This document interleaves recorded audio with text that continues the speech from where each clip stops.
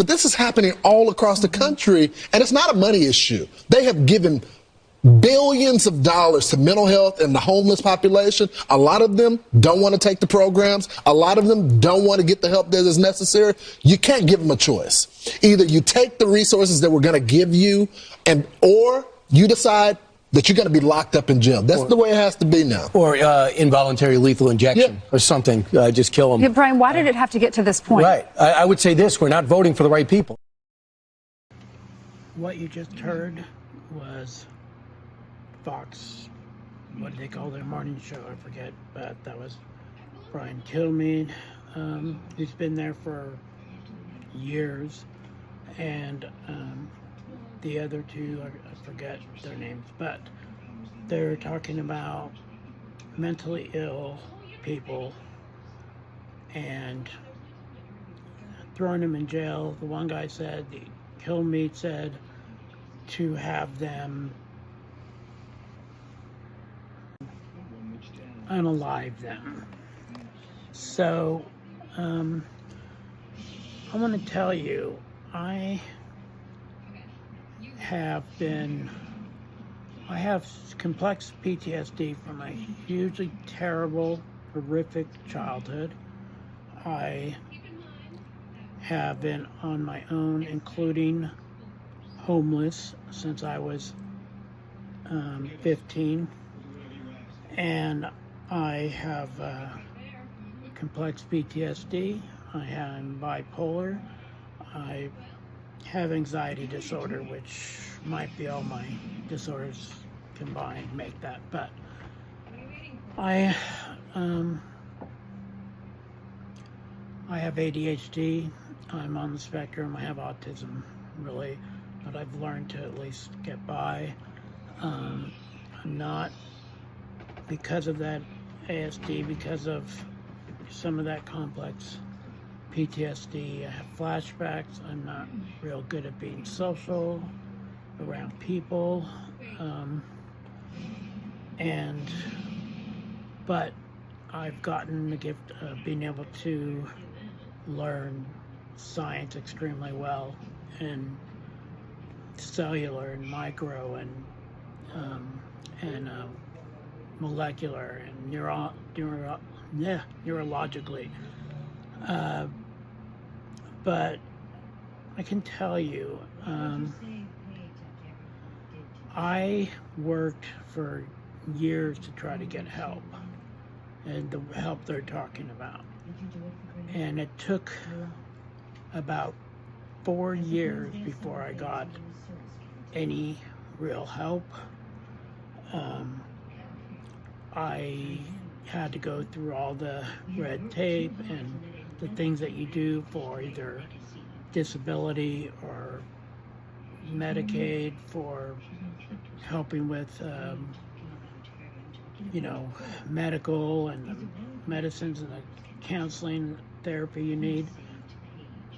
And I've contributed a lot to society. I've told you many times I don't make the greatest videos because I have these issues, but I think it's important. And TikTok might take this down, and I hope we all leave them if they do this stuff to us and censor it to the point of what's happening. But this will go up on other platforms because this is just unspeakable. First of all, I go every week to my therapy appointment, and there's a lineup of people that get up at 4 a.m. and to get in there at 8, be the first ones to try to get a first-time counselor, where they take you in, give you an hour and a half, talk to you, decide what counselor you can get. And this is, what they're talking about the funds are used for. And to say people aren't trying to, and 2 or 3 get in, and all the rest go home, and they do this once a week. And the next, I think it's Thursday they do it, they're full again with people.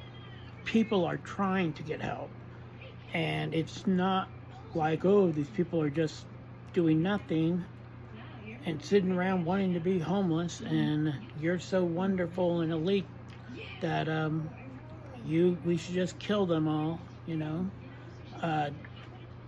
This is despicable. And I know Brian came on and said, well, I shouldn't have said that. Notice he said I shouldn't have said that. He didn't say I didn't mean it. You know, it is. I mean, I know what RFK Jr. said about antidepressants and all the non-scientific, ignoring all the scientific evidence. And of course I know neurology. If you know me, you know that. And I know what happens in the brain, cellularly, molecularly, neurologically, on a bigger, you know, looking at plasticity in different parts of the brain. And these guys that just want to throw everybody in jail or unalive them or put them in camps where I'm sure they would think we could do some kind of labor. I also have a reverse shoulder replacement. I can't lift more than 5 pounds with that arm. I'm not allowed to. And I got a replacement in my knee. I've got a plate in my foot. I've had 2 back surgeries. Yeah, getting beat your whole life doesn't leave you physically very well either. So I can't say enough to tell you if this is the way you feel, then, you know, you have more of some need for some mental help than we do.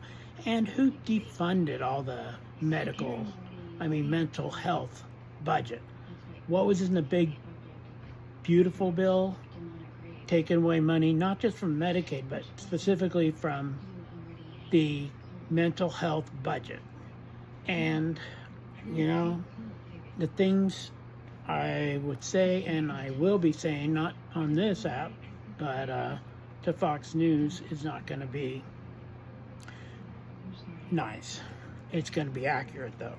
And yeah, the only reason I'm even able to do these videos and stay stable and look human is because I've got medications, and yes, there's quite a few, because you don't know the complexities of what you've got and what it takes, and it allows me to at least act in a fairly normal functioning